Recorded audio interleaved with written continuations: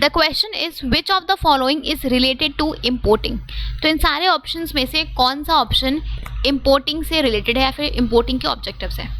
सी, पहला ऑप्शन है आपका अर्न फॉरेन एक्सचेंज। तो अगर हम बात करें फॉरेन एक्सचेंज अर्न करने की, तो हम फॉरेन एक्सचेंज कब अर्न कर सकते हैं? जब हम अपने गुड्स एंड सर्विसेज को दूसरी कंट्रीज में बेचेंगे, राइट। तो हमें उसकी पेमेंट मिलेगी in the form of foreign currency, right. तो हमें फॉरेन एक्सचेंज मिलता है जब हम गुड्स एंड सर्विसेज को एक्सपोर्ट करते हैं दूसरी कंट्री में, राइट। सो कोई भी कंट्री अपने गुड्स एंड सर्विसेज को एक्सपोर्ट करके फॉरेन एक्सचेंज अर्न कर सकती है, राइट। तो ये आपका ऑब्जेक्टिव होता है एक्सपोर्ट का, ठीक है, ना कि इम्पोर्ट का। दूसरा रीज़न है आपका इंक्रीज इन नेशनल इनकम। हमारी नेशनल इनकम कब इंक्रीज करेगी? जब हम गुड्स एंड सर्विसेज को बेचेंगे। कहाँ बेचेंगे? फॉरेन कंट्रीज़ में, राइट।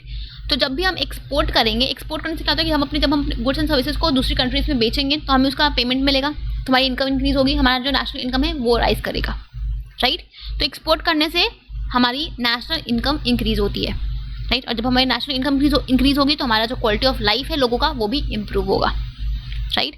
तो ये भी आपका एक ऑब्जेक्टिव है एक्सपोर्ट करने का। एक्सपोर्ट करने से हमारा नेशनल इनकम इंक्रीज होता है, ठीक है, क्योंकि इसमें हमें पेमेंट मिलती है।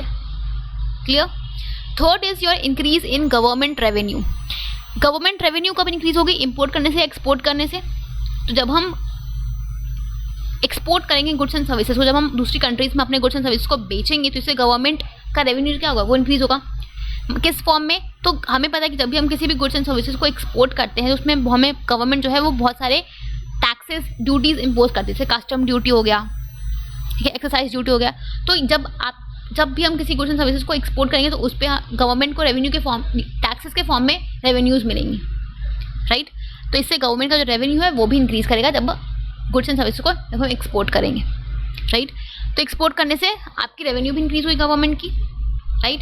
Fourth is your meat consumer demands. तो अगर हम बात करें मीटिंग कंज्यूमर डिमांड्स की, तो सी, ऐसी बहुत सारी गुड्स हैं जो एक कंट्री प्रोड्यूस नहीं कर सकती है, ठीक है। क्यों? बिकॉज हमने रीजंस डिस्कस किया है कि बिकॉज जो भी नेचुरल रिसोर्सेज है वो उनका अनइक्वल डिस्ट्रीब्यूशन है, फैक्टर्स ऑफ प्रोडक्शन की अवेलेबिलिटी नहीं होती है, राइट। तो इन दैट केस अपने कंज्यूमर के डिमांड्स को, उनकी नीड्स को पूरा करने के लिए जो गुड्स हम प्रोड्यूस नहीं कर सकते, हमें उस गुड्स को बाहर से इंपोर्ट करना पड़ेगा, दूसरी कंट्री से परचेज करना पड़ेगा, राइट। तो in that case importing is required just to meet up the consumer demands, to fulfil the needs of the consumers we need to import the goods and services which we cannot produce, right.